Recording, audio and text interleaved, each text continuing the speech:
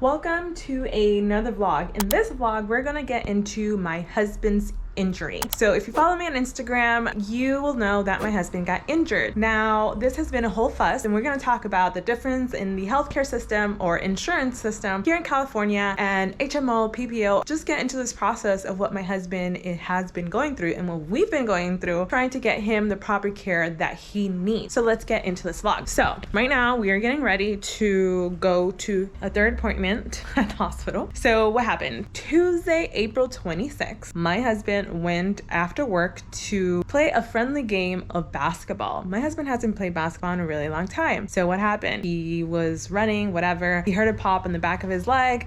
He feel like he hurt his Achilles tendon. It was late, so we didn't get to make it. Urgent care was closed. It didn't seem like an emergency, so we waited until the next day. We go to urgent care, and they say, "Oh, we don't take your insurance, and if we see you here, it's going to be this much." He's like, "Here's your medical group. You can find out which urgent care takes your insurance." Just let me preface that my husband just gotten a new job, and his insurance literally just kicked in like a week before. So they assigned us a primary care doctor that we had not seen. We call our insurance after we went to that urgent care to try to find an urgent care that takes our insurance. Long story short, insurance sucks, and we were on the phone for a while and they couldn't find us an urgent care close enough to us.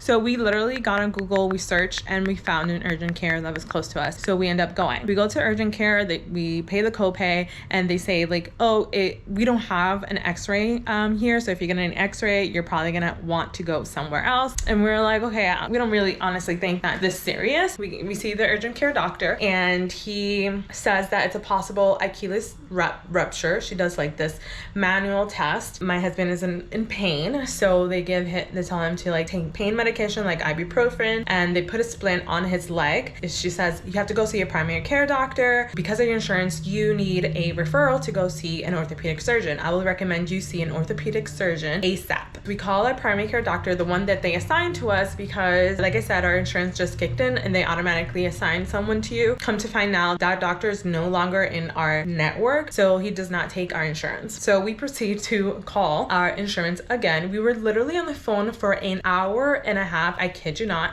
And this person, we were like, okay, well, what about this hospital? What about this doctor? Because we were like looking. We have Aetna, right? So it says on their website, this doctor is in our network. And so then she's like, "Okay, let me switch your primary care doctor to them." and then come to find out, she's like, "Oh, "I can't because they're not in your network anymore." their website is not completely updated." She did not find us a primary care doctor that we could see. So that day was lost. It wasn't until the next day I sat down on my computer and I was looking, calling, "Hey, do you take a medical group?" And I found a doctor close enough to us. So I call this clinic and I say, "Hey, do you take our insurance?" And they say, "Yes, as long as you're assigned to this clinic, we can see you." And I'm like, great. So I have to call our insurance company back again. I'm like, "Hey, can you assign us to this clinic because they have a primary care doctor that we can see?" That takes whatever, 20-30 minutes on the phone again. So I call after we get assigned to the clinic. I have to call back the clinic and be like, "Hey, can I get an appointment?" Thank goodness they had an appointment the next day. So at this point, he got to see a primary care doctor on Friday. The doctor didn't take his splint off. He was just like, "Oh, okay, what happened? Blah, blah, blah. Okay, I'm gonna give you a 600 milligram ibuprofen, keep taking it for anti-inflammatory, and then I'm gonna give you a referral to an orthopedic that's in the same clinic." There's a difference between an orthopedic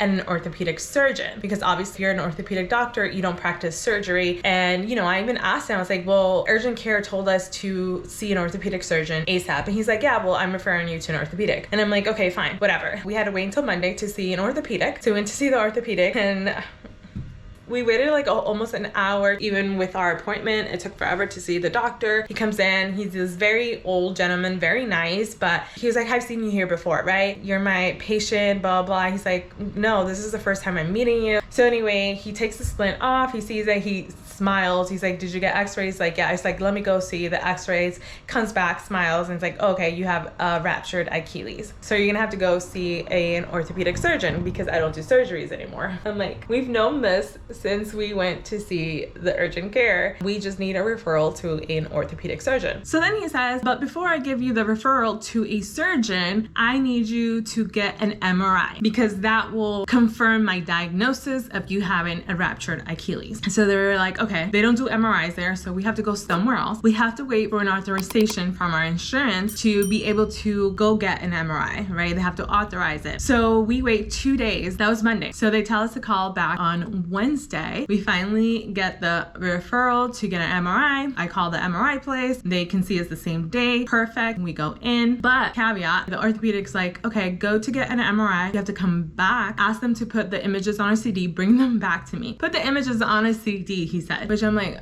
okay. So we go get the MRI, we get the images on a CD. We call back the clinic to get an appointment with the orthopedic, and they're like, He's not gonna be here until May 17th. 2 weeks. And I'm like, why did he ask us to go get an MRI, come back to see him so he can then give us a referral? Because we can't go see an orthopedic surgeon until we get a referral. And then he's not gonna be there for 2 weeks. And the person we were talking to on the phone, she's like, There's nothing I can do. Like, he's just not gonna be here. we wasted another day. And then we called back the next day and we were like, okay, can we see the primary care doctor again? Can he look at the MRI images, confirm the diagnosis, and then give us the referral for the orthopedic surgeon? They said yes. I am not 100% positive that that will happen. So we have an appointment at 1:50. It's 12:30 right now. My husband's taking a shower and we're gonna go and hopefully we get the authorization to go see an orthopedic surgeon, because at this point my husband has been injured for a week and a half. If he needs surgery, which I feel at this point he does need surgery, we have to get him into surgery ASAP because he's been working from home, which is great, but the sooner he can get surgery, the sooner he can heal, the sooner we can move on from this thing. We'll see. So this vlog will continue, but let's talk about the difference between HMO and PPO. So HMO, I guess, a dedicated group of independent doctors, and in order for you to see any specialist, you have to go see your primary care doctor first because you need a referral for everything and anything. So instead of us, like if we had PPO, which is basically you can go anywhere or you have a broader selection of in-network doctors and providers, we could have gone directly to an orthopedic surgeon versus having to go through primary care, orthopedic, and then orthopedic surgeon. It would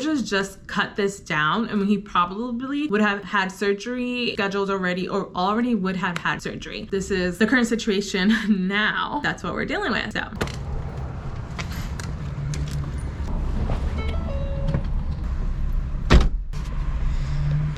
how are you feeling today? I feel better. I feel better than I did about a week ago. About a week ago.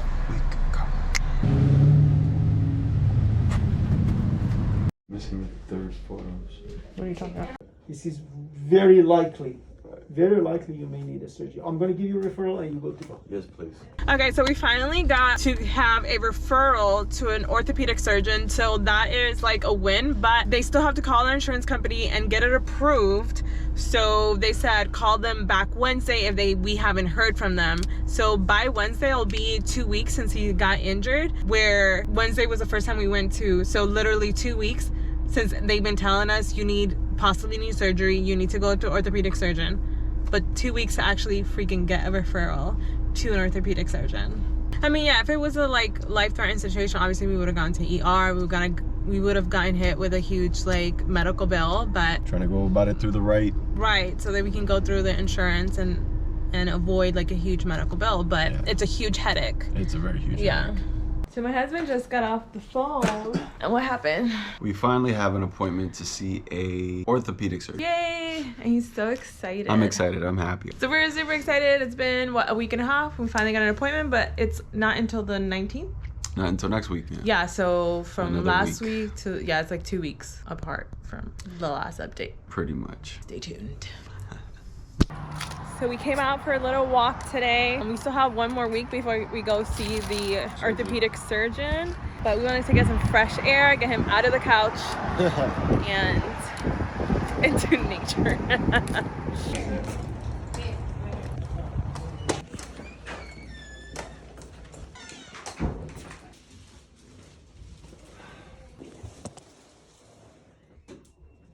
All right, so we just got home from the doctor's appointment. We finally got to see the orthopedic surgeon, and what he said was, based on the MRI and your exam, it looks like you do have a full thickness rupture of your Achilles.